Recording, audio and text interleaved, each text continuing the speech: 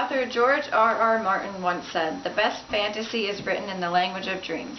It is alive as dreams are alive, more real than real, for a moment at least, that long magic moment before we wake."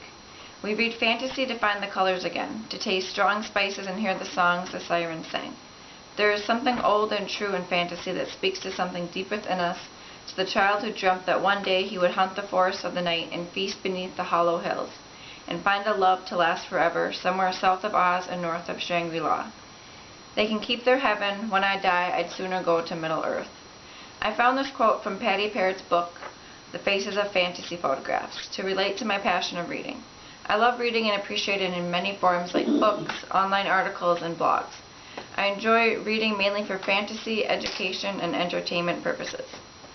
For me, reading fiction is a way of escaping reality. Reading a book of fiction is a great way to help get through a tough time. By escaping into a whole different world, I can temporarily forget about any problems in real life. Fantasy for me is something that can feel real if even for a moment. Fiction can also strengthen my imagination. I love reading about a world completely different than my own and imagining where that story is going to lead. Another quote I found fascinating by George R.R. Martin is, "A person who reads books lives 1,000 lives, while a person who never reads lives only one." In my case, I find this to be very accurate because when I read, I take in the lives of all the characters. One thing I love about reading fiction is when I have to put the book down for some time, whether it be a couple hours or a few days. Within that time, my mind is constantly running, wondering what is going to happen next and how the story is going to play out. For me, fiction is so fascinating that way. The author writes it the way that they want. You never know exactly how it's going to go. Reading can also help sharpen my mind and develop focus. Reading affects the brain by keeping it active. Reading is exercise to your brain just as physical exercise is to your body. Keeping your brain active keeps it sharp and alert. Reading is beneficial to broadening my vocabulary and writing skills as well. Books have introduced me to new ideas and ways of thinking. They have helped increase my knowledge of things I never knew or I only partially knew.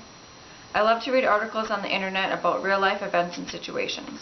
Through this, I can learn about people in different places that I might otherwise never have heard of, or learn facts about people in other countries, for example. Reading can also open my mind to other people's perspectives. By reading someone else's opinion on a subject that I disagree with, I can better understand where they're coming from. Just because I don't agree with them, I can still get a different insight, which can help increase my understanding of their situation.